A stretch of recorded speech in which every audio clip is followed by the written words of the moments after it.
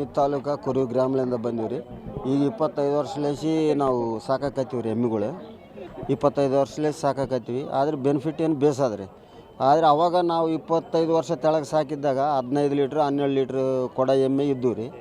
ಈಗ ನಾವು ನಾನು 20 ವರ್ಷ ಆಯ್ತು ರೀ.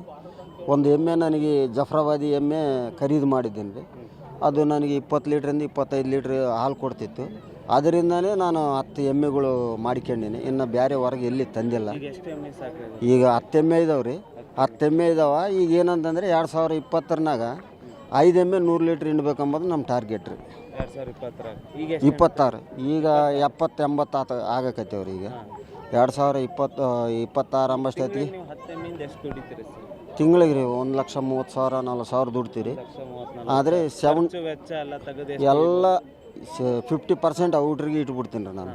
ನಮ್ಗೆ 50-70,000 ಉಳಿತೇವ್ರಿ ತಿಂಗಳಿಗೆ. ಒಂದು ಆಳು ಐತ್ರಿ, ನಾನು ಒಬ್ಬತ್ತಿಬ್ರು. ಫೀಡ್ ಎಲ್ಲ ಮೇವು 4 ಎಕರೆ ಹಸಿ ಮೇವು ಐತ್ರಿ. 90% ಅದೇ ಯೂಸ್ ಮಾಡ್ತೀವಿ. ಈಗ ದಾಣ ಅಂತಂದ್ರು ಎಮ್ಮೆ ಹಾಲು ಎಷ್ಟು ಕೊಡ್ತದೋ 1 ಕೆಜಿಗೆ 1 ಲೀಟ್ರಿಗೆ ಅರ್ಧ ಲೀಟ್ರ್ ಹಂಗೆ.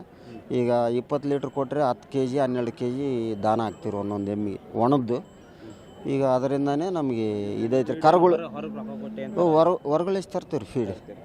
ಈಗ ಮತ್ತು ಅದೇ ರೀ 50% ಔಟ್ರಿಗೆ ಇಡೋದು ಅಂತಂದ್ರೆ. ಈಗ ದಾಣ ಕಾಸ್ಟೂ ಜಾಸ್ತಿ ಆಗಿಬಿಟ್ಟದ್ರಿ.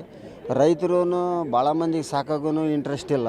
ಔಟ್ರನ್ನ ಸಾಕಾಗೂ ಇಂಟ್ರೆಸ್ಟ್ ಮಾಡವಲ್ರಿ. ಈಗ ರೈತರು ಈ ಗಿಂಟವಲ್ದು ರೇಟು ಸರ್ಕಾರ. ಈಗ ನೋಡ್ರಿ ನಂದಿ ಈಗ ಒಂದು ಎಮ್ಮೆ ಅಂತಂದ್ರೆ ಮಿನಿಮಮ್ 10 ಲೀಟ್ರು 8 ಲೀಟ್ರ್ ಕೊಡೋದಂತಂದರೆ 1,30,000 1,40,000 ಆಗ್ಯಾವ್ರಿ. ಈಗ ಅದೇ 20 ಲೀಟ್ರ್ ಮೇಲೆ ಹೋಗ್ಬೇಕಂತಂದರೆ 4 ಲಕ್ಷ 5 ಲಕ್ಷಗೆ ಸಿಗ್ತಾವೆ. ಖುಷಿ ಐತ್ರಿ. ನಾನು ಅದರಿಂದನೇ ಜೀವನ ಮಾಡ್ತೀನಿ ರೀ. ಅವು ಇಲ್ಲದ್ರೆ ನನಗೆ ನಿದ್ದೆನೇ ಬರೋಂಗಿಲ್ಲ. ಜನಾರ್ದನ್ ರೀ.